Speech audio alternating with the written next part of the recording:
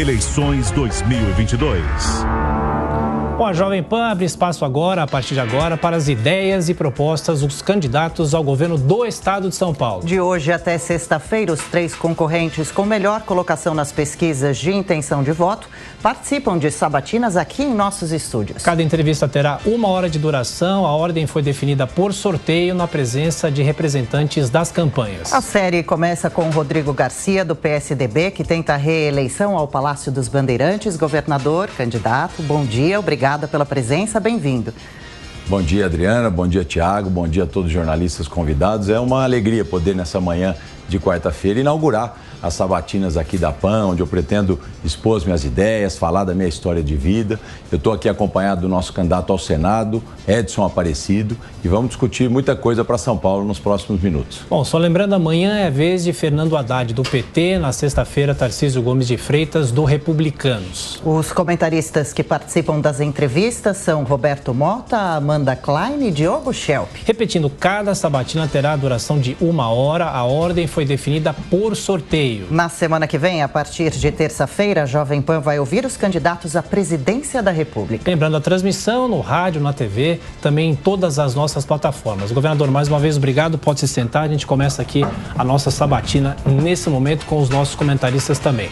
Governador, eu começo perguntando sobre o candidato a vice do senhor. Hoje chegou a informação de que ele pode ter ou teria já a candidatura impugnada por causa de irregularidades envolvendo o vice quando ele era prefeito de Olímpia, Geninho Zuliani. O senhor já foi informado disso? O que pode acontecer se a candidatura dele for impugnada? Olha, primeiro que eu não acredito que a candidatura dele seja impugnada. O Geninho foi um grande prefeito da cidade de Olímpia, do interior de São Paulo, transformou a cidade.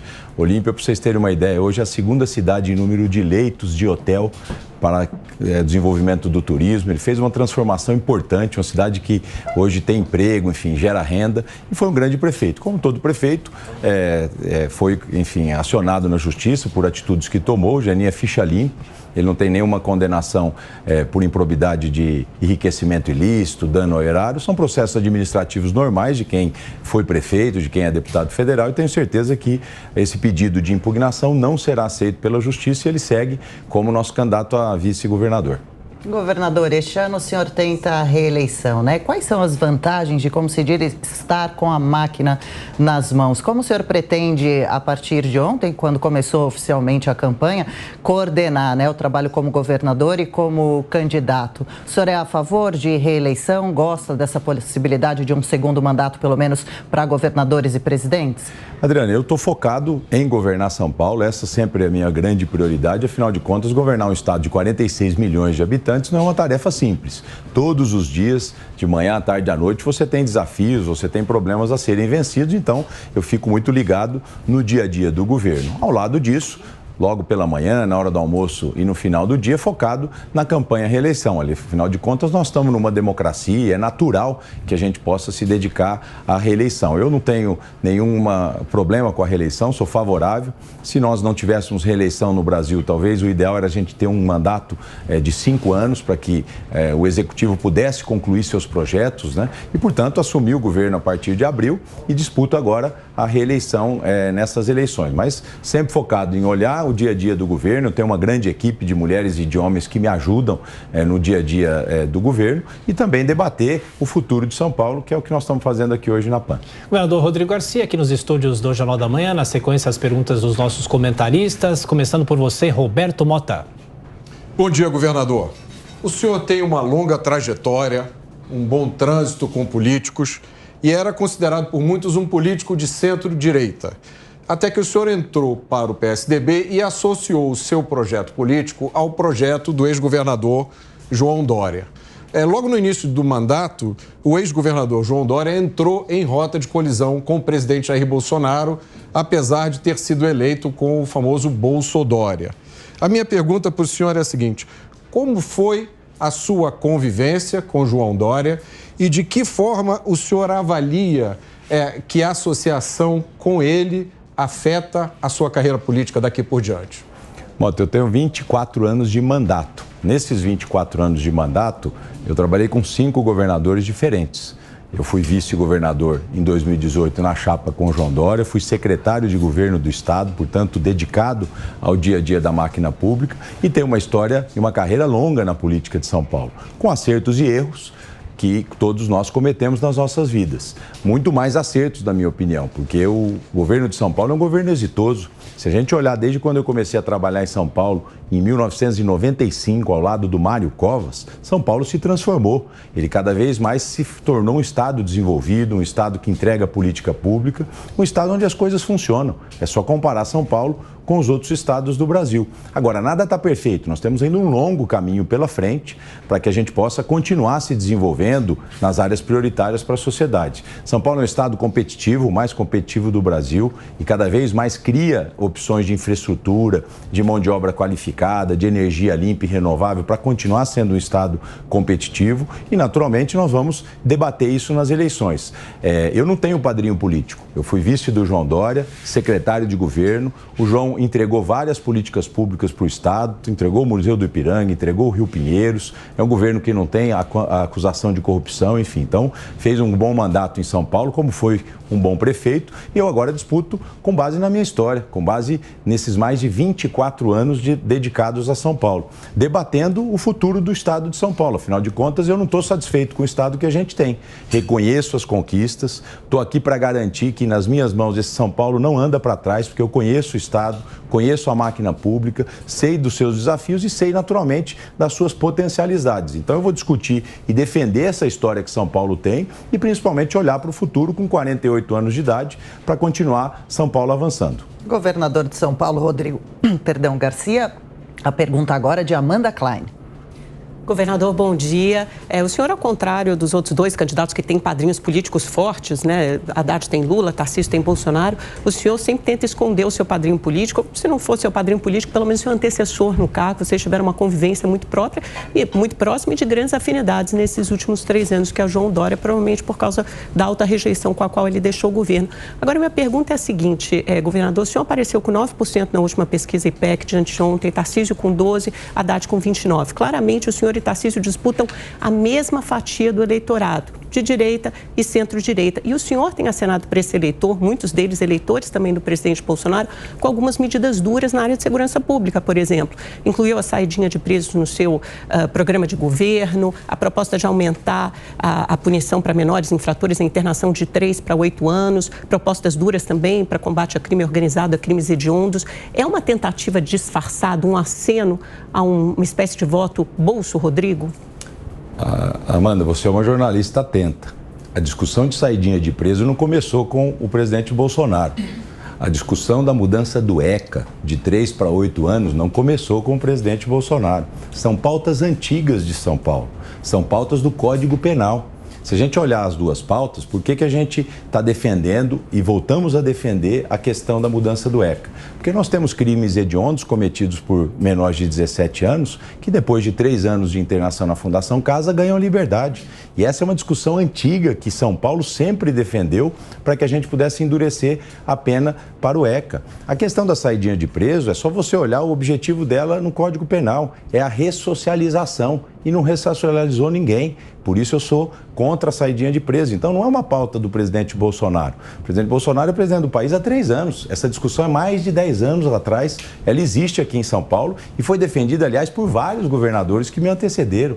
Então, nós não podemos fulanizar determinadas pautas. São pautas que eu defendo há muito tempo na minha vida. Eu fiquei 27 anos filiados ao Democratas. Estou há mais de 1 ano filiado ao PSDB. Não mudei de lado na política. Sempre estive em São Paulo contrapondo as políticas do Partido dos Trabalhadores e continuo fazendo isso aqui, tendo o PT como a minha oposição. Então eu não mudei de lado na política, não mudei as minhas convicções, não mudei aquilo que eu acredito e aquilo que eu defendo. Eu continuo com coerência, com uma história de vida de serviços prestados que está aí para a população avaliar, 5 vezes deputado, 3 vezes deputado estadual, 2 vezes deputado federal. Por que isso é importante? Porque o Legislativo forma políticos, porque o Legislativo faz com que você possa buscar articulação para convencer os seus pares a aprovar determinadas ideias que você tem, senão você fica na falação e não consegue fazer nada. Então a formação no parlamento ela é importante para o político. Fui mais de 5 vezes secretário, virei um clínico geral na gestão pública, conheço todas as áreas de governo, conheço essa máquina pública como pouco, sei das suas deficiências e das suas potencialidades. Então, tudo isso nós vamos discutir agora da eleição. Eu não tenho padrinho político como você colocou. Eu fui vice do governador João, fui secretário de 5 governadores diferentes, fui secretário da prefeitura, ou seja, eu tenho uma experiência de vida aí para ser avaliada pela população. E eu não estou aqui para defender projeto político de presidente da República. Eu estou aqui para defender o meu estado de São Paulo. Antes do meu partido, antes da minha coligação, vem São Paulo. Mas o seu principal opositor é Haddad ou Tarcísio? Isso sempre foi prioridade. Meu principal opositor é o PT, como sempre foi, Amanda. Como sempre foi. E eu quero debater exatamente isso com a população de São Paulo, as nossas diferenças aqui de São Paulo em relação ao que o Partido dos Trabalhadores fez por São Paulo. As discussões nacionais, os candidatos a presidente da República vão fazer. Na sequência, a pergunta de Diogo Schelp. Diogo. Governador, bom dia. Governador, o senhor chegou há pouco tempo ao PSDB, como o senhor mesmo falou há pouco. E tem o desafio agora de garantir, manter a longevidade do domínio do PSDB no governo do Estado. Se não for bem sucedido nessa empreitada, o senhor considera que isso representa o quê para o declínio do PSDB? Diogo, eu não estou aqui para defender a continuidade do PSDB. Eu estou aqui para defender São Paulo. Estou filiado ao PSDB como a democracia exige. E tenho na social-democracia muitas bandeiras que a gente tem no dia a dia do governo. Agora, eu defendo que muitas vezes a ideologia possa ser discutida, Diogo, no parlamento. No executivo, não. O poder executivo é problema todo dia. Nós temos que discutir os problemas reais do Estado, não a ideologia política. Vai no parlamento quem quer discutir ideologia, se elege deputado, se elege senador. Agora, no executivo é barriga no balcão, é pé no chão. Todo dia nós temos um problema para resolver e eu não vou ficar discutindo carteira ideológica se eu vou resolver pela direita ou pela esquerda. Eu vou procurar a solução do problema. Então, eu não estou aqui para defender o PSDB. Eu estou aqui para defender uma história dedicada a São Paulo, para os acertos e os governos do PSDB ao longo desses últimos anos. Foram 5 governadores diferentes, cada um tem sua personalidade. O João é diferente do que eu, que é diferente do que foi o Alckmin, do Serra, do Covas, cada um tem o seu jeito. Agora, naturalmente, são bandeiras importantes que a gente defende em São Paulo. São Paulo foi o primeiro estado que realizou grandes concessões no Brasil, pautou o Brasil pelas suas concessões, foi o estado que sempre manteve o equilíbrio fiscal nas suas contas públicas, como um meio de entregar política pública. Foi o estado que criou grandes programas sociais. Isso não é necessariamente de esquerda. As pessoas às vezes confundem você cuidar da população mais carente como se fosse algo da esquerda. Isso não é. Isso é algo principalmente do liberalismo, que prevê que o estado tem papel sim na sociedade mais vulnerável, mas tem papel principalmente no setor produtivo de induzir o crescimento econômico. Então, Diogo, eu posso te afirmar, eu estou aqui para defender o estado de São Paulo. Governador, só mais uma questão. O senhor disse que não vai subir em palanque ou pelo menos não vai defender linhas de governo dos candidatos à presidência da República. E no caso do partido do senhor, o PSDB, pela primeira vez desde que foi fundado, não terá um candidato próprio. Será a candidata Simone Tebet do MDB. E eu pergunto para o senhor vai subir no palanque dela, se precisar, quando ela vier para São Paulo? Como é que vai ser a sua campanha colada com a campanha federal também? O que eu tenho que dizer sobre isso, Tiago? A eleição nacional começa junto com a nossa. Existe uma polarização que sempre existiu no Brasil. As pessoas estão dizendo, olha, a eleição está polarizada. Se a gente pegar os últimos 20 anos, você teve praticamente mais de 80% dos votos destinados a 2 candidatos. Sempre foi assim. O que está acontecendo agora é uma radicalização em relação à polarização. Mas a polarização sempre existiu, desde Fernando Henrique Lula e os outros candidatos que vieram depois dos dois. Então, a polarização é natural dentro do país, a radicalização é que está sendo hoje contestada, essa desarmonia entre os poderes. Eu sou do PSDB e, portanto, apoio a candidata Simone Tebet, do MDB, que tem a vice-candidata, que é a Mara Gabrilli, senadora do nosso estado. O nosso candidato a vice-governador é do União Brasil, que tem a candidata Soraya, portanto, então o palanque está aberto. Eu tenho o Progressistas, que apoia o presidente Bolsonaro. Eu tenho Solidariedade, que apoia o presidente Lula. E essa demonstração de uma coligação ampla que eu criei, Tiago, só mostra que esses partidos aqui em São Paulo estão preocupados com São Paulo. E entenderam que eu sou o melhor candidato nesse momento para representar o futuro de São Paulo. Então, essa arco de alianças me permite dizer que praticamente todos os presidenciáveis estão aqui na minha coligação e o meu partido e eu pessoalmente apoiamos a candidatura da Simone Tebet presidente.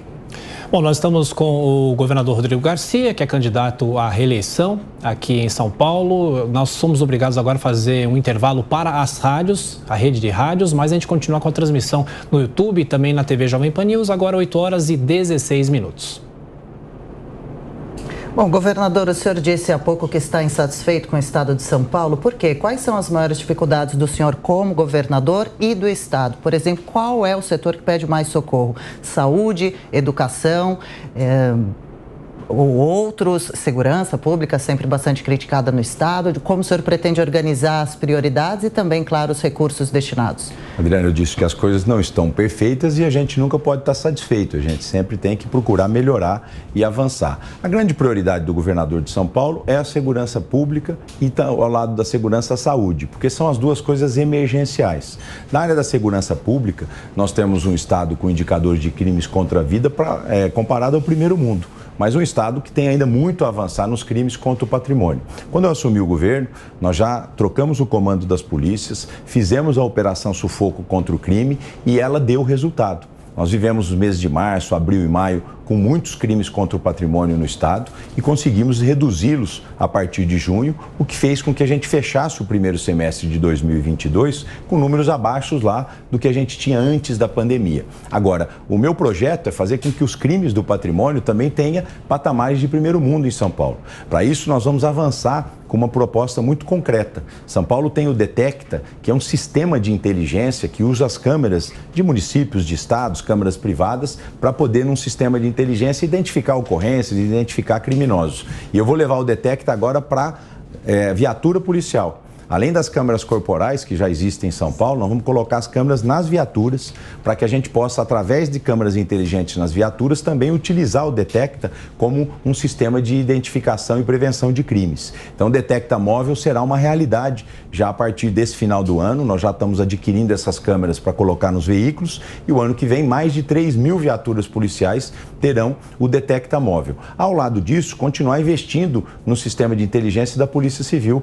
Nós já autorizamos mais de 3.000 contratações para a Polícia Civil, que depois do concurso e depois da academia vão entrar em operação a partir do ano de 2023. Portanto, a segurança pública é um esforço permanente. Nós temos um outro desafio hoje, que é a desigualdade social, que naturalmente vai cobrar o seu preço da segurança pública, mas nós estamos investindo como nunca na segurança pública de São Paulo para que a gente deixe o estado mais seguro. Ao lado disso, Adriana, a saúde. São Paulo é o hospital do Brasil, para rico e para pobre. Os ricos do Brasil inteiro vêm se tratar nos hospitais privados de São Paulo. E os pobres também. É só você sair daqui da Panda Paulista, vai ali no HC, no Hospital das Clínicas. Você vai ver a ambulância do Brasil inteiro ali, basicamente, inclusive de Minas Gerais. Por que isso? Porque São Paulo tem a melhor saúde pública do Brasil. Agora, quem usa o sistema de saúde de São Paulo tem aspirações de que ele melhore. Muitas vezes a gente tem gargalo em determinados procedimentos. A pandemia nos trouxe muitos problemas. Eu, quando assumi o mandato em abril, observei que nós tínhamos as filas das cirurgias eletivas, porque durante 2 anos o Estado deixou de fazer cirurgias e agora nós estamos comprando cirurgias em hospitais privados. Conseguimos comprar mais de 80.000 cirurgias no mês de julho, o que está acelerando a diminuição dessas filas e vai permitir até o final do ano a gente diminuir as filas. Então hoje, se você avaliar, São Paulo tem 103 hospitais. Nós vamos inaugurar um grande hospital agora aqui na Avenida Rio Branco, que é o novo Pérola Baita, Hospital da Mulher. Vamos desativar o prédio velho, o prédio completamente moderno. Estamos terminando um hospital ali em Barueri, um hospital regional na divisa com Carapicuíba. Estamos em obra com um hospital lá em Cruzeiro, na divisa com o Rio de Janeiro. Licitação já aberta lá no Hospital Regional de Franca. Estamos apoiando cidades a construir os seus hospitais. Nós estamos apoiando Ribeirão Pires, que é aqui do lado. Nós estamos apoiando Peruíbe, Bertioga, ou seja, muitos hospitais municipais que o Estado está colocando dinheiro. E o nosso projeto é olhar os vazios assistenciais para o próximo mandato, e nós temos 3 regiões que precisam de mais leitos, e apoiar os municípios nessas iniciativas, para a gente não só ter os hospitais existentes, mas ter um número maior de hospital.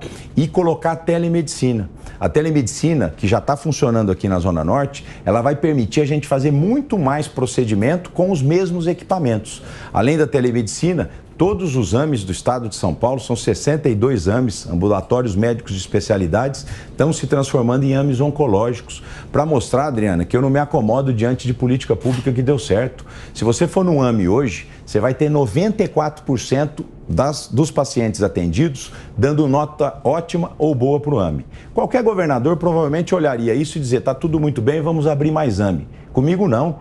O que é bom pode ser melhor. E nós, ouvindo a população, ouvindo principalmente os diretores de AME, nós transformamos todos os AMEs do estado em AMEs oncológicos, que estão agora começando a fazer quimioterapia, radioterapia, exames e consultas. Por quê, Adriano? Porque o câncer é a doença que vai ser prevalente em São Paulo. Nós não somos mais uma sociedade de pessoas jovens, nós somos uma sociedade de pessoas maduras. E o câncer está crescendo e o estado está abrindo mais portas. Então, para resumir aqui, eu diria que segurança e saúde são as preocupações emergenciais do governador. E temos também a área da educação, que é o presente e o futuro do nosso estado. Aqui com o candidato à reeleição, Rodrigo Garcia, nessa nossa sabatina na Jovem Pan. E agora a gente faz mais um giro com os comentaristas. A gente vai pela sequência. Primeiro Mota, depois Amanda e o Shelby. Mota. Governador, o tema da segurança realmente, pelas conversas que eu tive com paulistas, com cidadãos e policiais, é um tema que está presente na vida de todo mundo. Muito importante o que o senhor disse, envolvimentos de governadores em pautas do Congresso, porque a legislação penal é federal, se a gente não mudar isso, nada muda.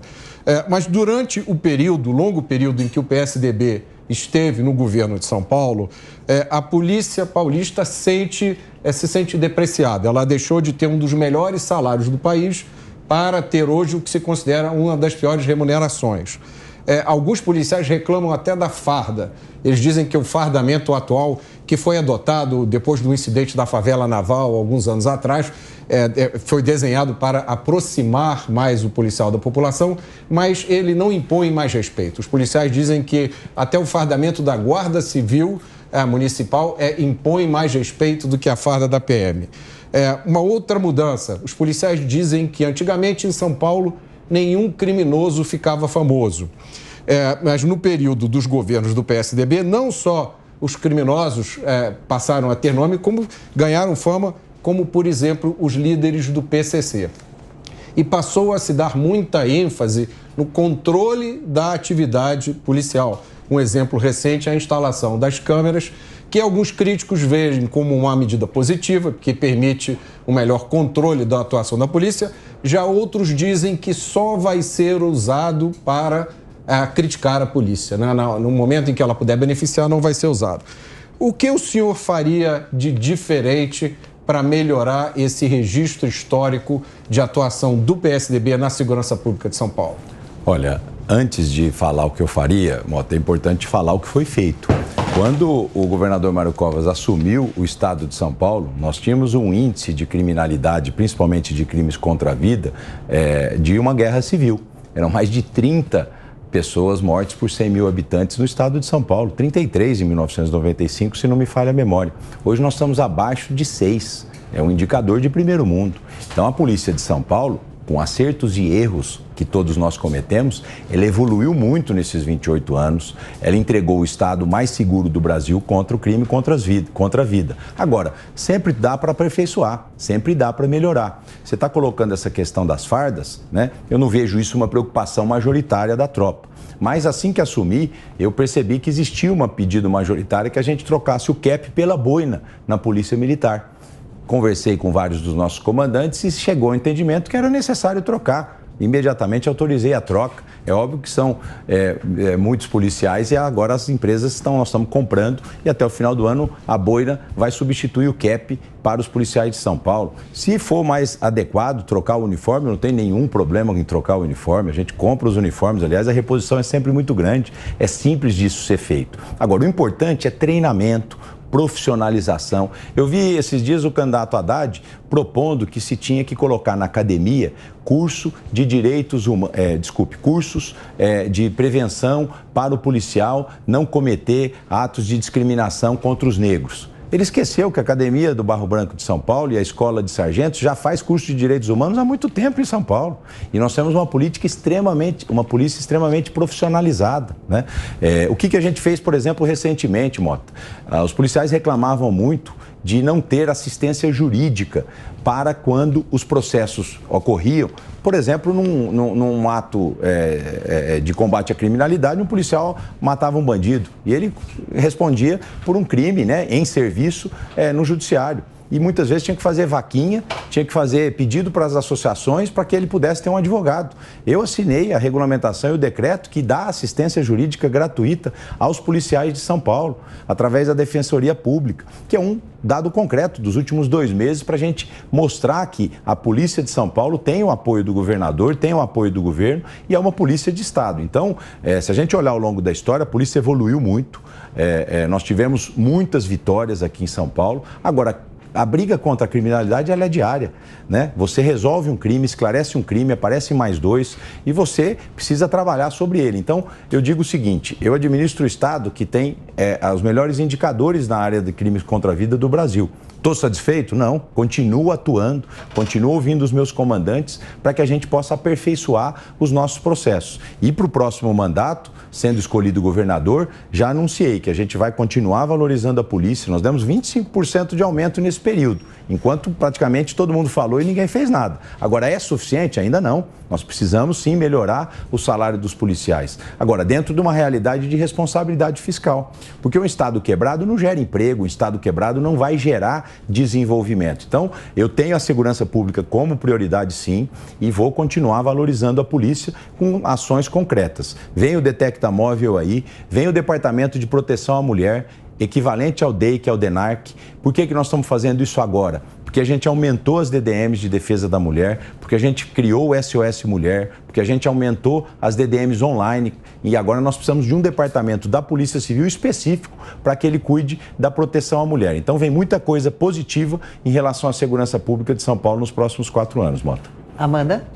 Governador, para resumir, a sua ótica sobre segurança pública é uma ótica mais repressiva ou ela deve ser mais concentrada, por exemplo, em investimento de inteligência? Porque, às vezes, há uma certa dubiedade, uma ambiguidade. Ao mesmo tempo que o senhor defende saída de presos, penas mais duras para crimes hediondos e tal, é necessário ter mais treinamento para a polícia? Por exemplo, os uniformes, as câmeras dos uniformes dos policiais, que são atacadas por um dos seus adversários, o Tarcísio de Freitas, diminuiu efetivamente a letalidade dos batalhões que adotaram as câmeras em 47%. Tanto dos eventuais suspeitos ou criminosos que são abordados pela polícia, como dos próprios policiais, ou seja, aumentou a segurança da polícia. Vocês também investiram em comissões de não conformidade, em armamento menos letal. Qual tem que ser a ótica de combate, de fortalecimento da segurança pública em São Paulo? Amanda, o pragmatismo.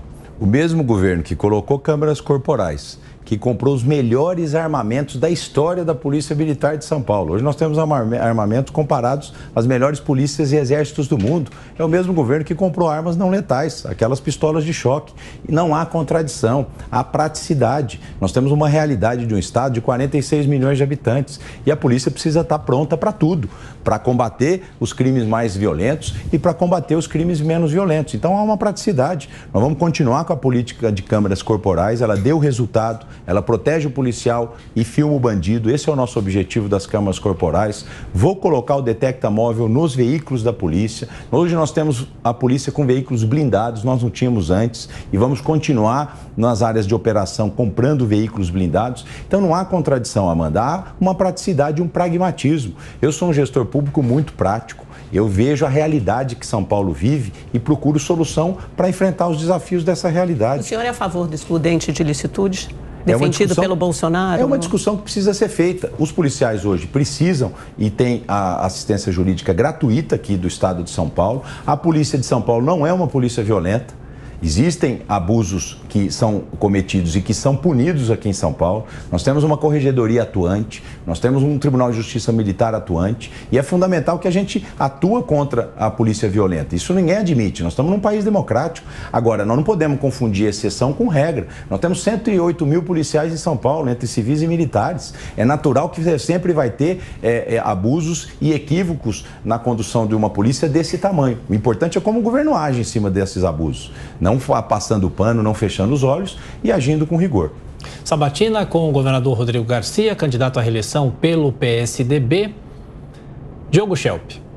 Governador, ainda na área de segurança, recentemente, em junho, a Polícia Civil apreendeu, junto ao PCC, um arsenal de armas que haviam sido compradas legalmente. O senhor considera que a flexibilização da compra de armas promovida pelo governo Bolsonaro, ela é bem-vinda, foi bem-vinda, ou ela coloca em risco a população e os policiais que nas abordagens acabam encontrando mais armas? Quem tem que proteger a população é a polícia. Não é a própria população que se protege. Nós estamos num Estado democrático de direito e a polícia tem o papel de proteger o cidadão de bem. Eu sou a favor da posse de armas e sou contra o porte de armas em áreas urbanas e a favor do porte de armas em áreas rurais. Isso é o que eu penso. Agora, quem quer discutir isso e quem quer avaliar essa discussão precisa prestar atenção no senador e no deputado federal que vai eleger, porque essa discussão vai estar lá no Congresso. Como cidadão e como governador, eu tenho a minha opinião, sim. O posse de arma, eu acho que ele é necessário e defendo que exista o posse de arma, mas o porte só na área rural. E lembro que quem tem que defender o cidadão é a polícia. Nós não podemos acreditar que a própria sociedade vai resolver os seus problemas. Nós estamos num Estado democrático e a polícia está aí para isso. Mas a maior quantidade de armas em circulação não atrapalha justamente o trabalho da polícia e coloca em risco os policiais? É uma discussão. Não vejo que atrapalhe desde que a polícia atue. Por exemplo, você citou um exemplo onde a polícia foi lá e identificou que essas armas estavam sendo compradas legalmente. Agora, não podemos, pela exceção, quebrar a regra. Muitas vezes a gente olha uma exceção e acha que isso vale para o Brasil inteiro, ou que isso está acontecendo em todo lugar. Nós precisamos sempre tomar muito cuidado com isso. Eu não troco a exceção pela regra. Essa é a minha opinião. Governador, toda vez que a gente anuncia a visita de um governador aqui, não é só com o senhor, mas também com os outros governadores, vem uma enxurrada de mensagens aqui para a Jovem Pan de pessoas perguntando sobre concursos, principalmente para a área, inclusive, da inteligência e também da própria polícia. Inclusive, a informação que a gente tem é que são 126 papiloscopistas da Polícia Civil. É um concurso que já foi feito, as pessoas estão aguardando serem chamadas. Para o ano que vem, o que é possível esperar para a convocação de mais pessoas para trabalhar nessa área policial? Olha, primeiro nós estamos num ano eleitoral, Tiago, e já no meio da campanha, então é proibido contratar nesse momento. Sobre esse concurso, eu até levantei, porque nas minhas redes sociais também eles têm pedido, era um concurso para contratar 200 papilocopistas. Nós contratamos os 200 e agora tem remanescentes. E a Polícia Civil diz que precisa, então serão contratados. Mas só para deixar claro aqui ao nosso ouvinte, ao nosso telespectador, nós já contratamos todo o número do concurso, existe sempre concursados remanescentes e quando a polícia precisa, ou ela pede para a gente contratar esses remanescentes ou ela pede um novo concurso. A Polícia Civil está estudando para que esses remanescentes possam ser contratados e o governo pode fazer isso a partir de 2023. O senhor falou que o principal adversário do senhor é o PT. Podemos ler, então, Haddad? Bom, seguimos por aqui entrevistando o governador de São Paulo, Rodrigo Garcia, do PSDB. Quais são as principais diferenças, a princípio, entre Haddad, o senhor e Tarcísio de Freitas? Como o senhor pretende vencê-los, um e o outro, nessa disputa, nas pesquisas eleitorais? Olha, pretendo vencer tendo voto, Adriana. Tendo mais voto do que eles, indo para o segundo turno e ganhando as eleições. Quando a gente trata de adversários, eu quero dizer que eu respeito os meus adversários do ponto de vista pessoal e quero debater com eles propostas e principalmente a história de cada um aqui por São Paulo. Em relação ao candidato do PT, é só lembrar que ele foi prefeito de São Paulo. E eu vejo muitas vezes ele debatendo e criticando as obras do Estado. Olha, os meus adversários querem fazer obra. Ele talvez não queira discutir obra, porque a maior obra do PT prometida na eleição do Haddad de 2012 era o Arco do Futuro, que ficou num filminho de televisão e no papel, nunca saiu do lugar. As obras dele aqui eram ciclofaixas, que levavam nada a lugar nenhum. Radares móveis, diminuição de velocidade nas marginais. Na área de obras, deixou esqueletos na área da saúde, Hospital de Parelheiros, Hospital de Brasilândia, inacabado. Mais de 30 UBSs na cidade de São Paulo paradas. Eu estava conversando esses dias com o Edson Aparecido, que foi o secretário de saúde do Bruno Covas, do Ricardo, e agora é o nosso candidato ao Senado. A quantidade de obras paradas que eles concluíram, justamente porque na época o Haddad deixou vários esqueletos. Eu fui entregar a UPA de Parelheiros no aniversário da cidade e quando a gente lembra que o Dória e o Bruno Covas ganharam do Haddad a eleição, aliás, o Haddad perdeu para branco e nulo, ele nem perdeu para o João e para o Bruno, ele perdeu para branco e nulo. Era uma UPA que era um esqueleto, né? Então nós vamos ter que discutir isso. Olha, vamos falar de segurança pública. Nós estamos procurando aumentar o efetivo, criando o detecta móvel, fazendo a operação sufoco. O Haddad, quando ele era prefeito, ele diminuiu a operação delegado em São Paulo, tirou policiais das ruas. quer discutir a área da saúde. Ele deixou o maior número de filas de saúde da história de São Paulo. Mais de 700 mil pessoas nas filas. Teve que criar o Corujão da Saúde em 2017, criar mutirões para poder zerar essas filas. Quer discutir educação? Quando o Haddad foi prefeito, ele conseguiu a proeza de aumentar a fila de creche em São Paulo. Hoje, São Paulo não tem mais fila de creche. Pergunta a uma mãe da periferia, Adriana, como é importante ter uma vaga de creche para que ela possa trabalhar, para que ela possa seguir a sua vida. Hoje, em São Paulo, através de um trabalho da prefeitura chamado Mãe Paulistana, a mãe que a mulher que fica grávida e vai ter o seu bebê, ela pode já escolher, ainda com o bebê no ventre, qual creche o seu bebê vai estudar, dando uma previsibilidade, um planejamento de vida. Na época dele, aumentou as filas. Então, que amor é esse pela educação? Então, eu quero debater propostas para que a gente possa olhar para o futuro de São Paulo, porque a eleição está aqui para a gente olhar a história de cada um, olhar o que cada um fez pelo Estado, mas principalmente o que cada um quer fazer. O que a gente fez da nossa vida talvez seja um respaldo, seja a garantia daquilo que a gente está prometendo para o futuro, Adriano. E a população vai olhar em relação a isso. Tarcísio de Freitas. Tarcísio, vamos discutir. Quer discutir infraestrutura? Ele fez 18 quilômetros de estrada em São Paulo. Nós estamos fazendo 11.500 quilômetros.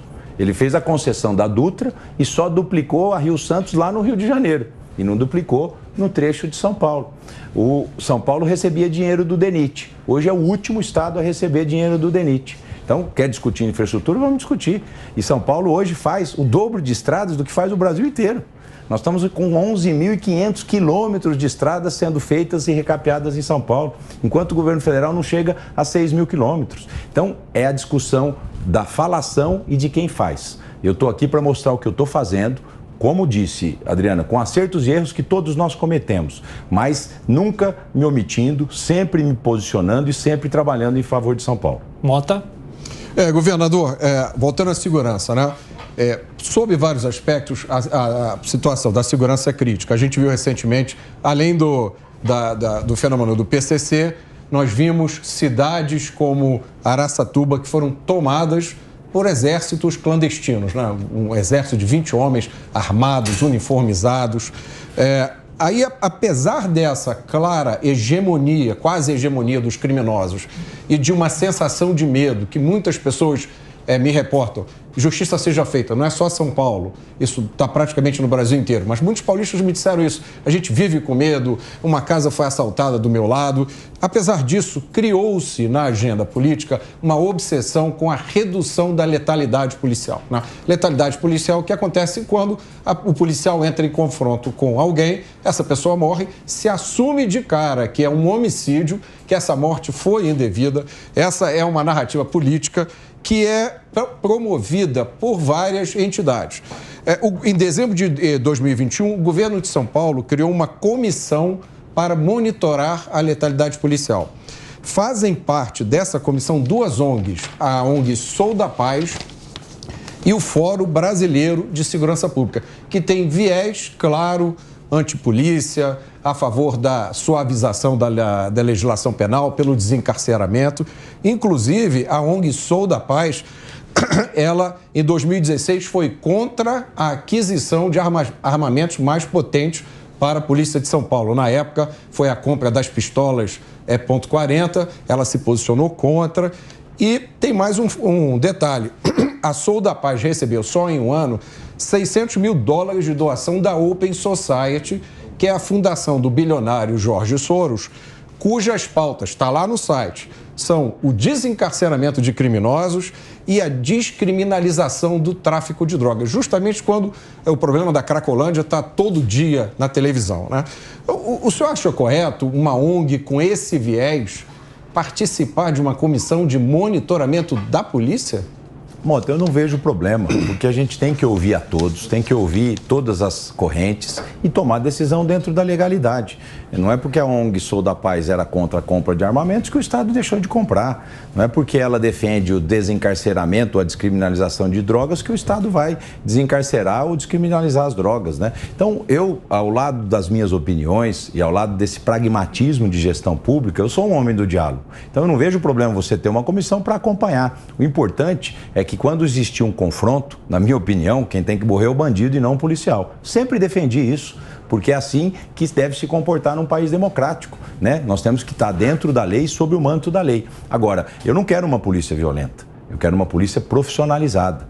Eu não quero uma polícia que sai matando, eu quero uma polícia que prende aqueles criminosos que merecem ser prendidos. E que se tiver que ter confronto, que morra o bandido e não o policial. Essa é a minha opinião e é a opinião dos cidadãos de bem desse país e do estado de São Paulo, Mota. Agora, isso, como governo, nós temos sim que ouvir a todas as áreas. De repente, uma ONG, mesmo que tenha esse tipo de opinião que eu posso discordar, ela tem uma opinião que possa contribuir com o profissionalismo da polícia. Então, eu não sou contra esse diálogo, não sou contra a comissão. O importante é que a gente ouça a todos e haja dentro da lei numa polícia cada vez mais profissionalizada. Eu confio na Polícia de São Paulo, eu sei que a Polícia de São Paulo ela tem um mecanismo permanente de requalificação. Nós temos uma polícia hoje, Mota, de São Paulo, de Estado, não é mais uma polícia de governo, com acertos e erros, volto a dizer, mas com muito acerto. Olha o que foi feito nesses últimos anos, olha como os índices de letalidade diminuíram, né? E, ao lado disso, também os crimes contra a vida diminuíram.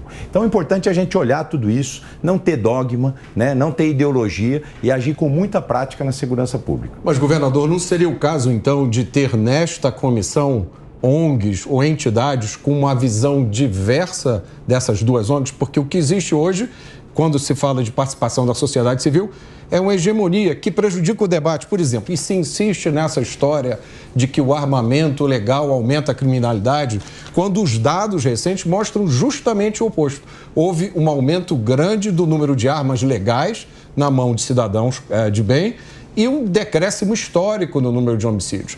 O único dado disponível que eu conheço de participação de armas legais em atividades criminosas vem de uma pesquisa feita no Rio de Janeiro que disse que de 48 mil armas apreendidas, 11 haviam sido adquiridas legalmente, ou seja, é 0,022%. Então, até para ajudar o senhor a sustentar essas posições que o senhor colocou aqui, não seria o caso de ter diversidade nessa comissão? Já vou aproveitar a nossa sabatina e convidar alguma dessas entidades que queiram participar. A polícia tem autonomia para fazer essa escolha e acho fundamental ouvir os dois lados, né? Então já fica convidada aqui uma entidade que tem outra visão, para que a polícia possa, ouvindo as opiniões divergentes, ouvindo as opiniões diferentes, agir dentro da lei. Sabatina com o governador Rodrigo Garcia, candidato à reeleição aqui em São Paulo. Amanda Klein. Candidato, o senhor falou de alguns problemas de gestão e obras inacabadas dos seus adversários, Haddad e Tarcísio. Eu vou citar algumas, então, dos governos do PSDB, né? As mais notórias, as mais vistosas. Monotrilho Leste, o Rodoanel Norte, a linha 17 do metrô. O senhor atribui muito a problemas criados pela Lava Jato, problemas de financiamento do setor privado. Isso é verdade, sim, mas também há problemas na estruturação, na execução desses projetos, ou talvez na licitação inadequada, que é o caso do monotrilho, um problema de relação entre os concessionários e o poder público e também da ausência de uma secretaria de planejamento, por exemplo, com uma visão sistêmica de todos esses projetos. Mesmo se a gente pensar nos quase 30 anos em que o PSDB comanda o Estado, nós temos um déficit histórico em infraestrutura de transporte urbano. O nosso vizinho México tem muito mais trilho de metrô do que nós, trilhos construídos do que nós. Ao que o senhor atribui essas falhas de gestão e o que pode ser feito para melhorar? Amanda, sempre dá para melhorar, mas vamos falar de obras paradas, né? Quando a gente assumiu em 2019, tinha muitas obras paradas oriundas das operações Lava Jatos que impactaram essas empreiteiras e que muitas empreiteiras abandonaram as obras. Mão na massa a partir de 2019. Nós retomamos as grandes obras paradas do Estado e a última, que é o Rodoanel, a licitação saiu na sexta-feira. O Tribunal de Contas de São Paulo soltou um relatório recente, identificando cerca de 800 e poucas obras paradas no Estado, das quais menos de 200 do Estado. Há 3 anos atrás, era o dobro de obras paradas e nós agimos para poder retomar essas obras. As obras num estado desse tamanho, Amanda, sempre terão problemas. Quando você faz uma reforma na sua casa, às vezes não está satisfeito com o marceneiro, não está satisfeito com o empreiteiro, ele abandona, combina um preço, depois quer cobrar outro e o Estado age dentro da lei, muitas vezes rescindindo esses contratos. O Monotrilho 17 foi retomado. Os monotrilhos estão sendo construídos lá na China, vão ser entregues no começo do ano que vem. Era uma obra prometida para 2014, que será entregue em 2023. Nós temos muitas ações a serem feitas. Olha o outro lado. Vamos falar, por exemplo, as obras que o TCU acabou de publicar os relatórios. Dobrou o número de obras paradas no Brasil, de 7 mil para 14 mil. Né? Então, é importante a gente ver que nós estamos passando momentos diferentes do que a gente viveu até no passado. A pandemia, Amanda, ela desorganizou o mundo, desorganizou a cadeia produtiva no mundo. Muitas vezes você quer encomendar, você está comprando, você tem dinheiro, mas não tem o produto para ser entregue.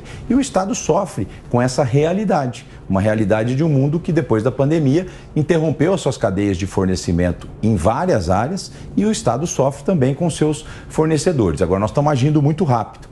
A linha 6 do metrô, que estava parada, por exemplo, que vai ali da Brasilândia até o centro de São Paulo, hoje tem 9 mil pessoas trabalhando. 9 mil pais e mães de famílias que estão em canteiro de obras. Vai ser uma linha entregue em 2025. Ali a linha 2, que vai da Vila Prudente até a Penha, nós temos mais de 3 mil funcionários, né? Uma obra que estava parada e que foi retomada. A linha 15, a gente tinha 5 estações paradas, nós entregamos todas. E agora nós já contratamos a extensão da linha 15, que é o monotrilho da linha leste, ali na Yaya Mello. Nós estamos levando ele até a Vila Prudente e do outro lado levando ele até a Jacupêssego. A linha 9 da CPTM, Amanda, aquele trem vermelho da Marginal que todo mundo conhece. Quando a gente assumiu, ele parava 4 quilômetros antes do que ele vai parar até o final do ano que vem. Nós estendemos o linha 9 mais 2 quilômetros até a estação Mendes Bruno Covas e estamos terminando a obra até a Varginha. Ou seja, 4 quilômetros para dentro da Zona Sul, um trem que vai mudar a realidade de quem vive ali. Quanto mais transporte coletivo, melhor. E vamos lembrar do metrô, hein? Lá na década de 90 tinha metade do metrô que tem hoje. E olha o resto do Brasil. Ninguém fez nada. O metrô de Belo Horizonte não só andou um metro nesses últimos 20 anos. São Paulo tem que se comparar com as maiores capitais do mundo, né? Estou comparando. Hoje nós temos um volume... E o PSDB está quase 30 anos. E então dobrou não dá para a gente falar só de pandemia, Amanda, ou de Lava Jato, porque essas obras olha o que foi feito em São Paulo. Nós dobramos o metrô nos últimos 28 anos em São Paulo e temos mais de 30 quilômetros em obras nesse momento que vão ser entregues agora. A CPTM, que tinha trem, que era surfista de trem, morria gente. Hoje, todos os trens da CPTM têm ar-condicionado. Nós estamos diminuindo os intervalos de trem, tirando, muitas vezes, as paradas que não eram necessárias, né? O que eles chamavam de baldeação. Nós fizemos isso lá para Mogi das Cruzes, fizemos isso para o ABC, ou seja, hoje os trens da CPTM são trens de primeiro mundo. Agora, está bom? Está satisfeito? Não, nós precisamos continuar avançando. E hoje nós temos 5 obras de metrô sendo feitas em São Paulo e eu já contratei 2 grandes projetos de obras. A linha 19, que vai ligar o Anhangabaú até o Bosque Maia, lá em Guarulhos, e a linha 20, que liga ali a Lapa até o ABC. Essas 2 linhas de metrô são as próximas que vão entrar em obras que a gente precisa equalizar ainda a questão financeira. Essa 20 é a rosa, é isso, governador? Linha rosa? As cores fica por tua conta, eu não lembro a cor da 20, mas a 20 sai ali, ela acabou de ser contratada o seu projeto, né? Ela sai ali da Lapa, vai até o ABC. Por quê? Porque nós cancelamos a linha 18 do ABC. Quando a gente assumiu, tinha um contrato do monotrilho para o ABC que custava 6 bilhões de reais e que nunca ia sair do papel porque não tinha financiamento. Nós substituímos o monotrilho da linha 18 por um BRT, que já está em obra, que vai carregar ou transportar o mesmo número de passageiros que ia transportar a linha 18, o ano que vem está entregue.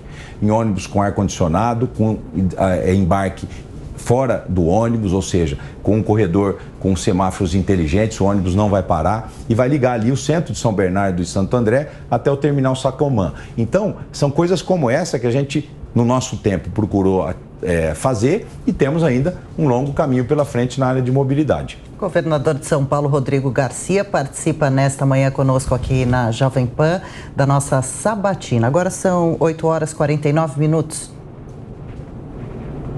Diogo Schelp. Candidato, um estudo da FGV recente apontou que o estado de São Paulo foi um dos 10 do país em que a pobreza mais aumentou durante a pandemia.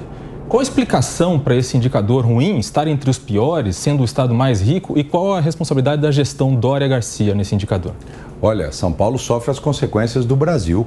Se a gente olhar de 2014 para cá, o Brasil empurrou para a pobreza ou para a pobreza extrema 15 milhões de pessoas. Começou lá com a Dilma e foi acelerada agora com a pandemia. E São Paulo sofre os reflexos do Brasil, sofre os reflexos de um país que gasta mais do que arrecada há muito tempo, que talvez tenha um superávit agora por conta da inflação. E a inflação agora chegou para os mais pobres. E hoje a desigualdade social está aumentando. São Paulo cresceu 5 vezes mais do que o Brasil nesses 3 anos. 5 vezes. Nós crescemos 7,5%, enquanto o Brasil cresceu 1,5%.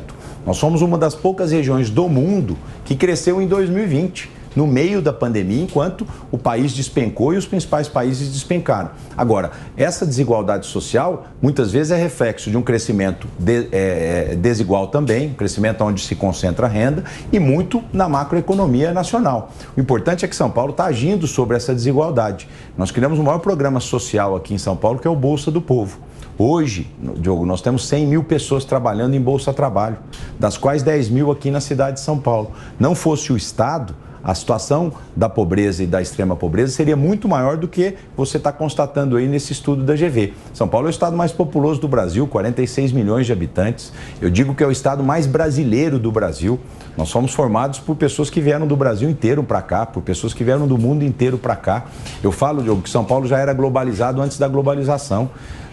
No século passado aqui em São Paulo, se você andasse pela capital no início dos anos 1900, o menor idioma que se falava aqui era português. Você tinha gente do mundo inteiro aqui. São Paulo foi feito com essa miscigenação, com essa diversidade, e ele é um reflexo hoje do Brasil. Então, a macroeconomia do Brasil, a gente sabe que não vai bem já há muito tempo. Nós precisamos de reformas estruturantes para o país. A reforma administrativa ela é fundamental. A reforma tributária ela é urgente para que a gente avance.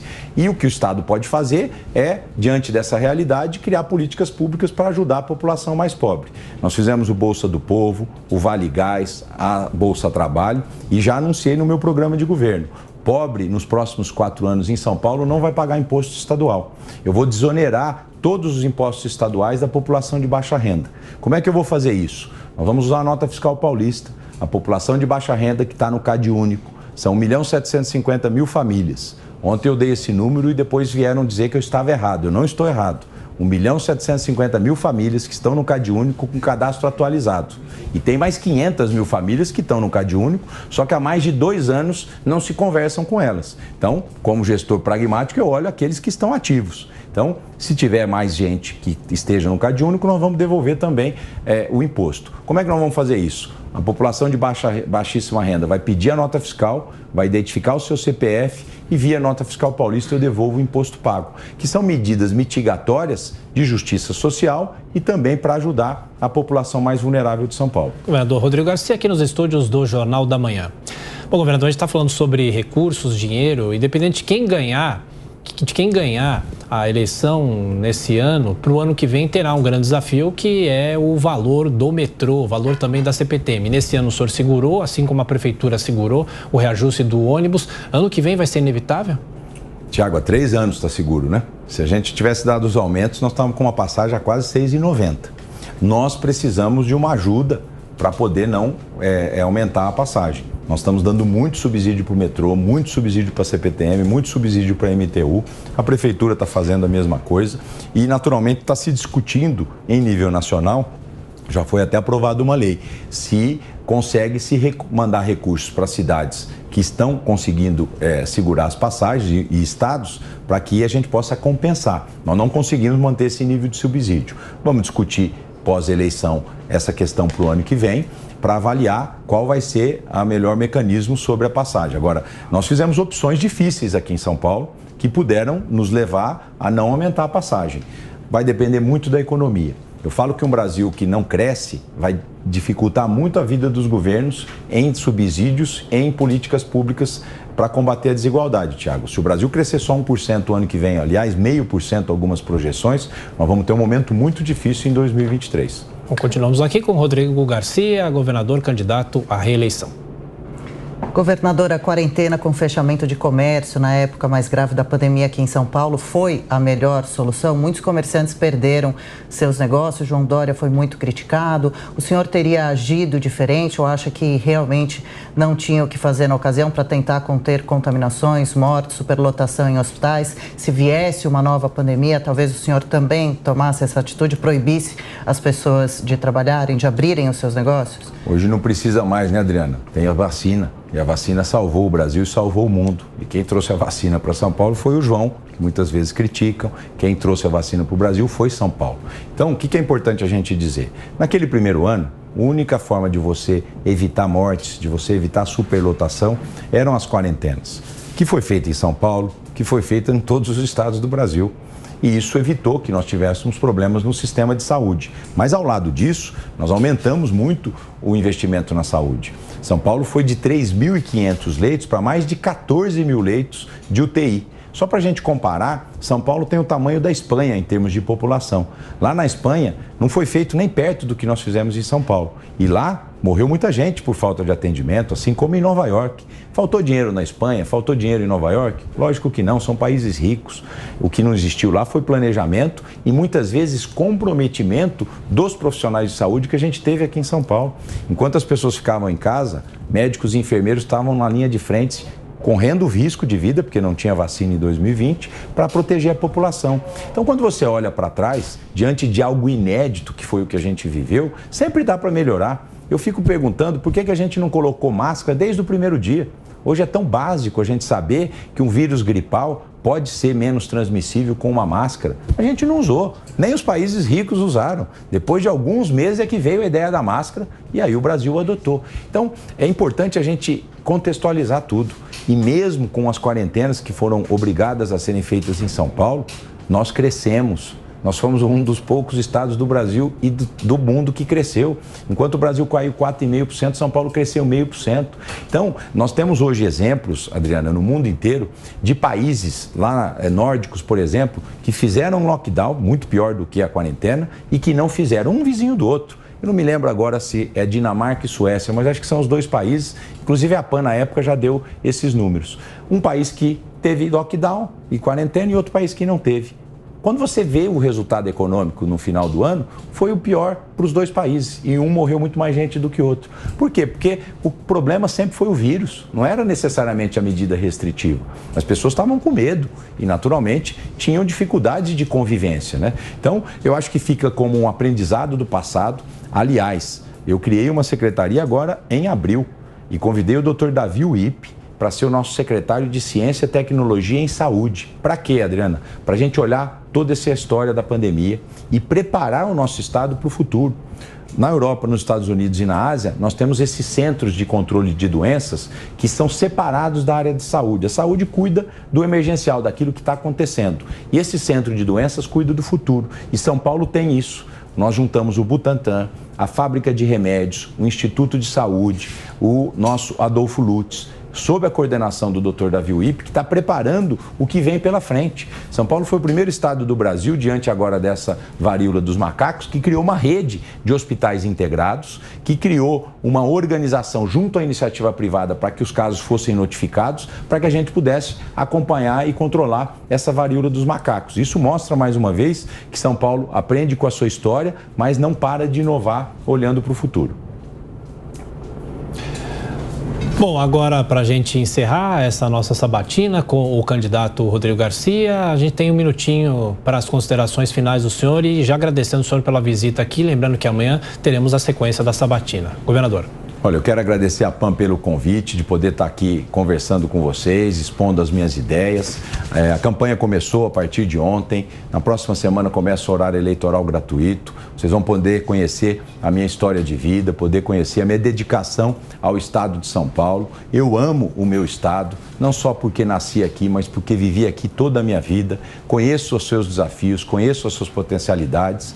Eu estou aqui para proteger São Paulo dessa guerra ideológica que não está trazendo nada de bom para as pessoas. Enquanto a política briga, a população sofre. Eu sempre fui um homem conciliador, eu sempre fui um homem que construiu passo a passo a sua carreira e sempre procurou buscar consenso para que a gente avançasse e continua assim hoje com muita honra e responsabilidade na condição de governador de São Paulo. Quero continuar governador de São Paulo porque não só me sinto preparado, me sinto conhecedor dos problemas de São Paulo, mas sei que eu tenho melhor capacidade do que os meus adversários de tirar ideias do papel e colocá-las em prática. Por isso, quero quero que você reflita sobre o seu voto no dia 2 de outubro e aqueles que confiarem, não nessa história, mas no futuro que eu tenho apresentado nessa campanha, que possam depositar o seu voto de confiança na urna para que a gente possa avançar. Não esquecendo também da eleição dos senadores, que é importante para São Paulo e para o Brasil. E eu tenho aqui o Edson Aparecido, meu candidato ao Senado, que está pronto para discutir pacto federativo em Brasília, para discutir a correção da tabela SUS,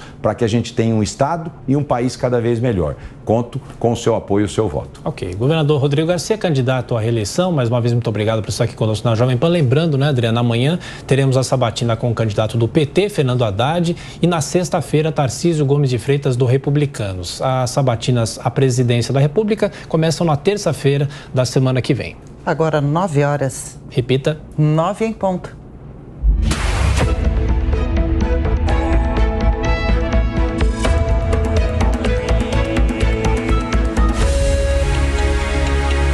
Eleições 2022.